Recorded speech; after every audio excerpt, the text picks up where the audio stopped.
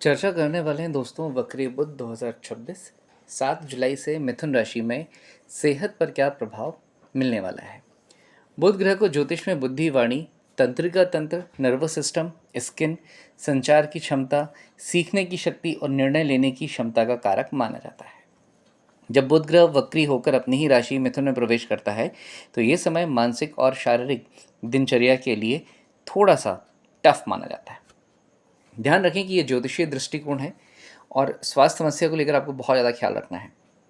और यदि आपको वाकई कुछ प्रॉब्लम्स आ रही हैं तो दिए गए नंबर पर आप कुंडली विश्लेषण के लिए संपर्क कर सकते हैं। अधिक से अधिक इस वीडियो को शेयर कीजिएगा। वक्री बुध का स्वास्थ्य पर क्या प्रभाव पड़ता है आपको बता देता हूँ। मानसिक तनाव को सबसे ज़्यादा ध्यान रखना है, नियंत्रण करना है मिथुन राशि वालों को। मिथुन राशि का स्वामी बुध है, इसलिए इस समय मन सामान्य से अधिक एक्टिव रहेगा, सक्रिय रहेगा। यदि किसी बात को लेकर चिंता हो रही है तो उसे बार बार सोचने की बजाय समाधान पर ध्यान दें।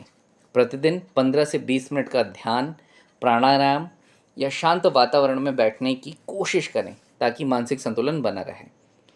दूसरी ज़रूरी बात, पर्याप्त और नियमित नींद लें। देर रात तक मोबाइल, लैपटॉप या सोशल मीडिया का इस्तेमाल ना करें क्योंकि इससे आपकी नींद प्रभावित होगी। हर दिन लगभग एक ही समय पर सोने और जागने की आदत बनाएं। इन बिटवीन डेज पर अच्छी नींद शरीर और मस्तिष्क दोनों के लिए महत्वपूर्ण है। खान पान की बात करें तो खान पान में लापरवाही ना करें। बाहर का तला भुना, अत्यधिक मसालेदार या बहुत अधिक मीठा भोजन कम करें क्योंकि अगर आप बहुत ज़्यादा मीठा खाएंगे तो आपको स्किन से रिलेटेड डिसऑर्डर्स दिखना मिलना शुरू हो जाएंगे। हरी सब्जियां, मौसमी फल, पर्याप्त पानी पिएं, दही का इस्तेमाल करें, अंकुरित अनाज और साबुत अनाज का इस्तेमाल करें। समय पर भोजन करें, रूटीन का बहुत ख्याल रखना है। फिर बात करते हैं शरीर को सक्रिय रखने की। यदि आपका काम लंबे समय तक बैठकर करने का है तो हर घंटे कुछ मिनट टहलना है आपको। लगभग मान के चलिए 50 मिनट आप लगातार बैठ के काम कीजिए, 10 मिनट आप वॉक कीजिए। हल्की वॉक, योग, स्ट्रेचिंग या नियमित व्यायाम शरीर को सक्रिय रखने में मदद करेगा। आँखों और गर्दन का विशेष ख्याल रखना है मिथुन राशि वालों को, कन्या राशि वालों को भी। बुध का संबंध तकनीक और संचार से माना जाता है, ऐसे में स्क्रीन टाइम आपका बढ़ सकता है। हर 20 से 30 मिनट बाद कुछ सेकंड के लिए स्क्रीन से नज़र हटाएं। आँखों को आराम दें, लंबे लंबे समय तक झुककर ना बैठें। फिर मौसम के अनुसार अगर अपन सावधानी की बात करें तो बारिश या बदलते मौसम में संक्रमण से बचना ज़रूरी है क्योंकि बुध ग्रह आपके स्किन के लिए भी उत्तरदायी है। तो ध्यान रखना है फंगल इन्फेक्शन, एक्जिमा, सोराइसिस जैसी प्रॉब्लम्स को। मिथुन राशि वालों के लिए खास तौर से बोल रहा हूँ कि यदि आपको किसी तरह का कोई फंगल इन्फेक्शन था, एक्जिमा था, सोराइसिस था, ठीक हो गया था, तो बहुत हद तक चांसेस हैं कि ये बीमारी आपकी उभर कर आपके सामने दोबारा से आ सकती है। फिर बात करते हैं छोटी समस्याओं को नज़रअंदाज करने वाली। तो यदि लगातार सर दर्द, चक्कर, अनिद्रा, अत्यधिक थकान हो रही है, ब्रीदिंग प्रॉब्लम हो रही है, सांस लेने में तकलीफ हो रही है, कोई अन्य समस्या भी है तो कोशिश करें दिए गए नंबर पर आप परामर्श लें। हमारी तरफ से पूरी कोशिश रहेगी कि आपकी हम मदद कर पाएँ। अब ज्योतिषीय उपायों की हम बात करते हैं तो बुधवार को भगवान गणेश की पूजा करें। ओम बुद्ध बुद्धाय नमः मंत्र का 108 बार जप करें। हरी मूंग का दान करें। गाय को हरा चारा खिलाएं। विद्यार्थियों को पुस्तक या स्टेशनरी जो भी सामान होता है, पेन, पेंसिल, रबड़, दान करें, गिफ्ट्स के तौर पर बांटें। कोशिश करें सच बोलने की और वाणी में मधुरता रखने की।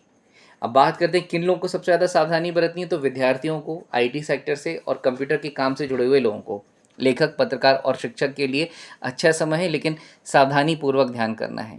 लंबे समय तक मोबाइल या लैपटॉप पर काम करने वालों के लिए थोड़ा सा विशेष तौर पर सावधानी बरतनी पड़ेगी।